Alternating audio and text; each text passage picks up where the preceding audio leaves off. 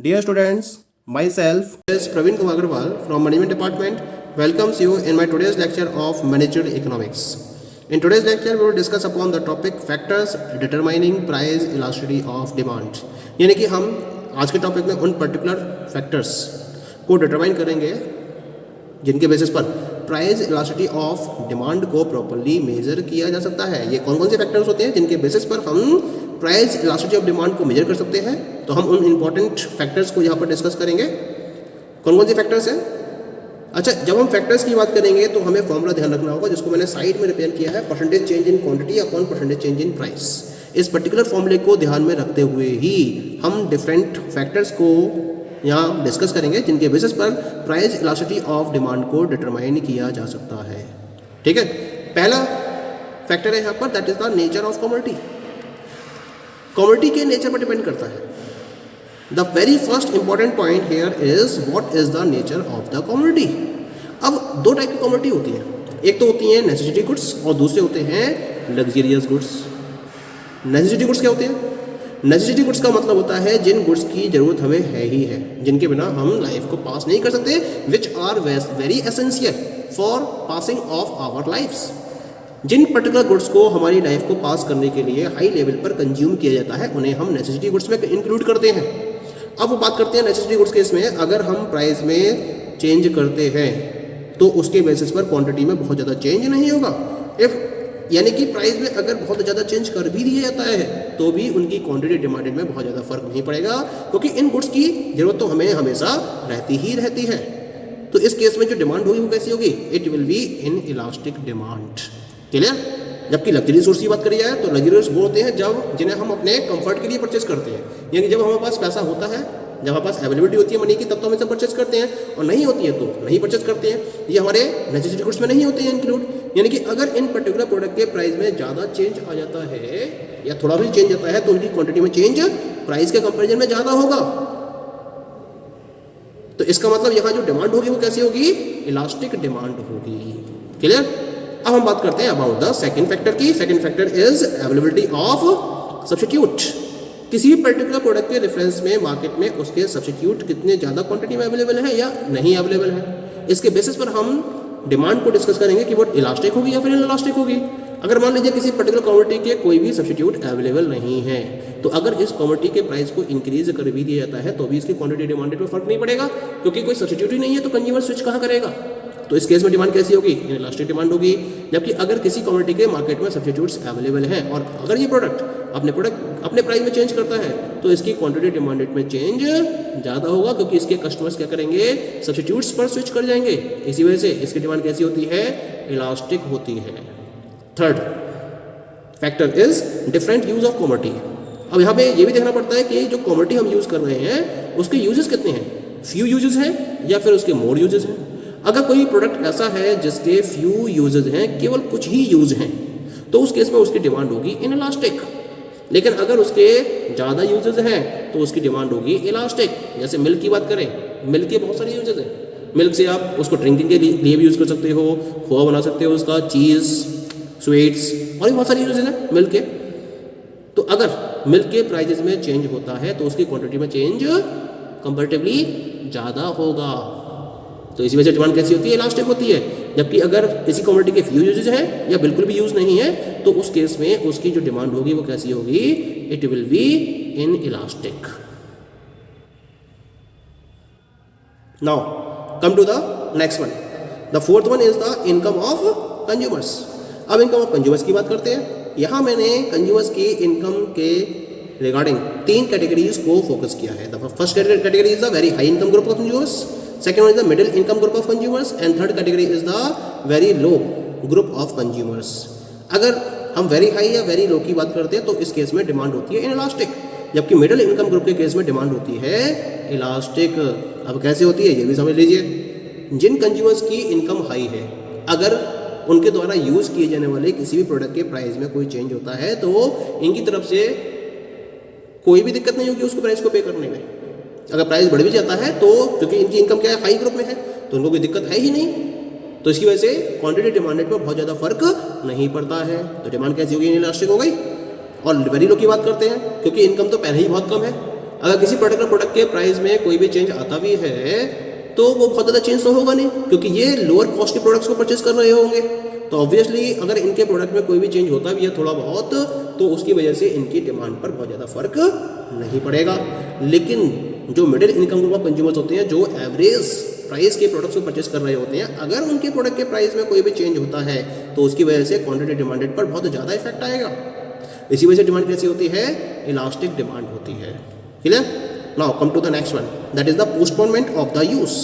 यानी कि जो कमोडिटी कंज्यूम की जा रही है, अगर उसके यूज को पोस्टपोन किए जाने की संभावना है, यानी कि एक तो पोस्टपोन किया जा सकता है उसके कंजम्पशन को, और एक उसके कंजम्पशन को पोस्टपोन नहीं किया जा सकता। अगर पोस्टपोन किया जा सकता है तो डिमांड कैसी होगी? इलास्टिक। और नहीं किया जा सकता है उस केस में डिमांड कैसी होगी? इनइलास्टिक। जैसे मान लीजिए नेसेसिटी गुड्स हैं, इनके कंजम्पशन को पोस्टपोन नहीं किया जा सकता, तो इनके केस में डिमांड कैसी होती है? इनइलास्टिक होती है, क्योंकि आपको कंज्यूम करना ही करना है इन्हें, चाहे प्राइस में कैसा भी चेंज क्यों ना हो। लेकिन जिनको पोस्टपोन किया जा सकता है, अगर उनके प्राइस में चेंज आता है, प्राइस मान लीजिए बढ़ जाते हैं, तो आप क्या सोचोगे कि भाई जब इनके प्राइस कम होंगे तब इनको हम कंज्यूम कर लेंगे, तो उस केस में इनकी डिमांड में चेंज कंपैरेटिवली ज़्यादा होगा। इसी वजह से डिमांड कैसी होगी? इनकी इलास्टिक होगी। Now come to the 6th point, and this is about the habit of consumers. Consumers की हैबिट क्या है? किसी भी पर्टिकुलर कमोडिटी के रेफरेंस में या तो कंज्यूमर उस कमोडिटी के हैबिचुअल होंगे या फिर वो उसके हैबिचुअल नहीं होंगे। अगर हम मान लेते हैं कोई ऐसी कमोडिटी कंज्यूमर के द्वारा कंज्यूम की जा रही है जिसके वो कंप्लीटली हैबिचुअल हैं, तो उस केस में डिमांड क्या होगी? डिमांड होगी इनइलास्टिक, क्योंकि अगर उनके प्राइस में कोई भी चेंज क्यों ना हो जाए लेकिन क्वांटिटी डिमांडेड पर कोई फर्क पड़ेगा तो बहुत कम फर्क पड़ेगा, क्योंकि वो उसके हैबिचुअल है, बिना उसके वो अपनी लाइफ को पास कर ही नहीं सकते।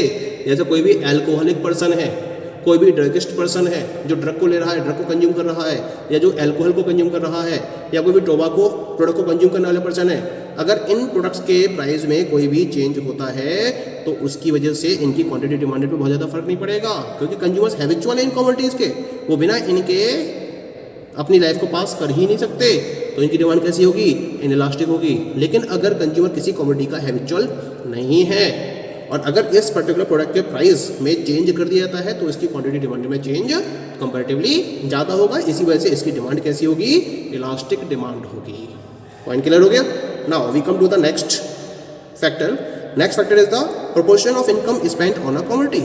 किसी भी पर्टिकुलर कमोडिटी पर इनकम का जो प्रोपोर्शन कंज्यूमर की तरफ से खर्च किया जाता है उस पर भी डिपेंड करता है कि डिमांड इलास्टिक होगी या इनइलास्टिक होगी। अब होता क्या है, जब कंज्यूमर डिफरेंट कमोडिटीज़ पर अपनी इनकम को खर्च करता है तो कुछ कमोडिटीज़ तो ऐसी होती हैं जिन पर अपनी इनकम का ये एक स्मॉल प्रोपोर्शन ही खर्च करता है, और कुछ कमोडिटीज़ ऐसी होती हैं जहां ये अपनी इनकम का लार्ज प्रोपोर्शन खर्च करता है। अब बात ये आती है कि जहां वो स्मॉल प्रोपोर्शन खर्च कर रहा है, अगर उसके प्राइस में चेंज होगा भी तो इसकी क्वांटिटी डिमांड में बहुत ज़्यादा चेंज करने की पोजीशन में कंज्यूमर होगा ही नहीं, क्योंकि ऑलरेडी वो इस केस में स्मॉल क्वांटिटी को ही परचेज कर रहा है। तो इसका मतलब अगर इसके प्राइस में चेंज होगा भी तो इसकी क्वांटिटी डिमांडेड में बहुत ज़्यादा चेंज नहीं होगा, तो डिमांड कैसी हो गई? Demand will be inelastic. जबकि हम उन कमोडिटीज़ की बात करते हैं जहां कंज्यूमर अपनी इनकम का लार्ज प्रोपोर्शन खर्च कर रहा है, उस केस में अगर प्राइस में चेंज होता है तो यहाँ डिमांड में चेंज कंपैरेटिवली ज़्यादा होगा, तो डिमांड कैसी हो गई? It will B elastic demand. Clear हो गया? डिफरेंस क्लियर हो गया दोनों में। अब हम बात करते हैं about the time period. Time period, यहाँ पर मैं दो टाइम पीरियड की बात कर रहा हूँ। The first one is the short period and second one is the long period. यहाँ हम उन कमोडिटीज़ की बात कर रहे हैं जिनको शॉर्ट पीरियड ऑफ टाइम में कंज्यूम किया जाता है, और यहाँ उन कमोडिटीज़ की बात कर रहे हैं जिनको लॉन्ग पीरियड ऑफ टाइम में कंज्यूम किया जा रहा है, जिनकी लाइफ बहुत शॉर्ट होती है। ये जो पेरिसेबल टाइप के प्रोडक्ट्स होते हैं जिनकी शॉर्ट लाइफ होती है, उनके केस में डिमांड कैसी होगी? The demand will be inelastic. Inelastic कैसे होगी? क्योंकि शॉर्ट पीरियड ऑफ प्रोडक्ट है तो इनकी लाइफ भी शॉर्ट होती है। अगर इनको शॉर्ट पीरियड ऑफ टाइम में कंज्यूम नहीं किया जाएगा तो इसके बाद ये क्या जाते हैं? आउट ऑफ यूज हो जाते हैं। तो शॉर्ट पीरियड ऑफ टाइम में इनको कंज्यूम करना मजबूरी है, और इसी वजह से इन प्रोडक्ट के प्राइस में अगर चेंज होता भी है तो इनकी क्वांटिटी डिमांड में बहुत ज़्यादा चेंज नहीं होगा, क्योंकि इसमें मोस्टली जो डेली यूज़ के प्रोडक्ट्स होते हैं या जो चीपर प्रोडक्ट्स होते हैं उनको इंक्लूड किया जाता है, और इन प्रोडक्ट के प्राइस में अगर कोई चेंज करोगे तो इनकी क्वांटिटी डिमांड में बहुत ज़्यादा चेंज नहीं होगा। इसी वजह से इनकी डिमांड कैसी होगी? Inelastic demand. जैसे ब्रेड, बटर, एग, मिल्क, ये सब क्या होते हैं? These are the short period products. And next one is the long period products, जिनकी लाइफ लॉन्ग होती है। जो लॉन्ग पीरियड ऑफ टाइम तक यूज़ किए जा सकते हैं, जैसे ड्यूरेबल प्रोडक्ट्स होते हैं जितने भी, उन सारे ड्यूरेबल प्रोडक्ट्स को हम लॉन्ग पीरियड में इंक्लूड करते हैं। और अगर इन प्रोडक्ट के प्राइस में कोई चेंज होता है तो उसकी वजह से इनकी क्वांटिटी डिमांड पर चेंज कंपैरेटिवली ज़्यादा होता है। इसी वजह से इनकी डिमांड कैसी होती है, इलास्टिक डिमांड होती है। क्लियर हो गया पॉइंट यहाँ पर। Now come to the 9th point. 9th point क्या है, this is as per the price level. सबसे इंपॉर्टेंट पॉइंट क्या रहता है कि जो प्रोडक्ट के प्राइस हैं वो किस लेवल पर है। अगर कोई प्रोडक्ट या तो वो हायर लेवल ऑफ प्राइस होगा या फिर वो लोअर लेवल ऑफ प्राइस होगा। अगर उसकी प्राइसिंग हायर लेवल की है तो अगर हाई लेवल ऑफ प्राइस है तो उस केस में उसकी डिमांड कैसी होगी, इलास्टिक डिमांड होगी, क्योंकि इस टाइप के प्रोडक्ट के प्राइस में अगर कोई चेंज होता है तो उसकी वजह से इसकी क्वांटिटी डिमांडेड पर चेंज ज़्यादा होगा, तो इस वजह से डिमांड कैसी होगी, इलास्टिक होगी। लेकिन अगर कोई प्रोडक्ट ऐसा है जिसके प्राइस कम है और कम प्राइस के प्रोडक्ट के चेंजेस, अगर प्राइस में कोई चेंज होता है तो उस केस में इसकी क्वांटिटी डिमांडेड पर बहुत ज़्यादा फर्क नहीं पड़ेगा, क्योंकि ऑलरेडी ये चीपर है मार्केट के अंदर। तो थोड़ा अगर चेंज हो भी जाता है तो उसके बेसिस पर इसकी क्वांटिटी डिमांडेड पर बहुत ज़्यादा फर्क नहीं पड़ेगा। इसी वजह से जिन प्रोडक्ट्स के प्राइस लोअर लेवल पर होते हैं उनकी डिमांड मार्केट में कैसी होती है, it is the inelastic demand. Point clear हो गया तक। Now we come to the last factor. Last factor is the jointly demanded goods. हम उन गुड्स की बात कर रहे हैं जिनकी डिमांड जॉइंट बेसिस पर होती है या फिर जो कॉम्प्लीमेंट्री प्रोडक्ट्स होते हैं, क्योंकि कॉम्प्लीमेंट्री प्रोडक्ट है तो कॉम्प्लीमेंट्री प्रोडक्ट में एक प्रोडक्ट की डिपेंडेंट दूसरे पर होती है, उसके खुद के प्राइस का बहुत ज़्यादा इफेक्ट उस पर नहीं पड़ेगा, बल्कि जो दूसरा प्रोडक्ट है उसके प्राइस में किस तरह से चेंज हो रहा है उसका इफेक्ट उसके ऊपर पड़ेगा। जैसे कार और पेट्रोल की बात करते हैं, अगर मैं पेट्रोल की डिमांड की बात करूँ तो डिमांड कैसी होगी इसकी, इनइलास्टिक होगी, क्योंकि पेट्रोल के प्राइस बढ़े या घटे इस पर बहुत ज़्यादा डिपेंडेंसी नहीं है, बल्कि कार के प्राइस बढ़ते हैं या घटते हैं उस पर पेट्रोल की डिपेंडेंसी रहती है। क्योंकि अगर कार के प्राइस बढ़ेंगे तो उस केस में उसका कंजम्पशन कम होगा और उस वजह से पेट्रोल का कंजम्पशन कम होगा, ना कि पेट्रोल के प्राइस में चेंज होने की वजह से उसका कंजम्पशन कम हो रहा है। ठीक है, तो इस तरह से अगर हम पेट्रोल के प्राइस में चेंज करेंगे भी तो उस पर्टिकुलर प्रोडक्ट के केस में उसकी डिमांड में बहुत ज़्यादा फर्क नहीं पड़ेगा, क्योंकि उसकी डिपेंडेंसी किस पर है, कार पर है, कार के प्राइस पर है। इसी वजह से पेट्रोल के केस में जो डिमांड होगी वो इनइलास्टिक डिमांड होगी, यानी कि वो गुड जो जॉइंटली डिमांड किया जाता है उस केस में उसकी डिमांड इन इलास्टिक डिमांड की कैटेगरी में इंक्लूड की जाती है। Okay, so these all are the factors determining price elasticity of demand. Thank you.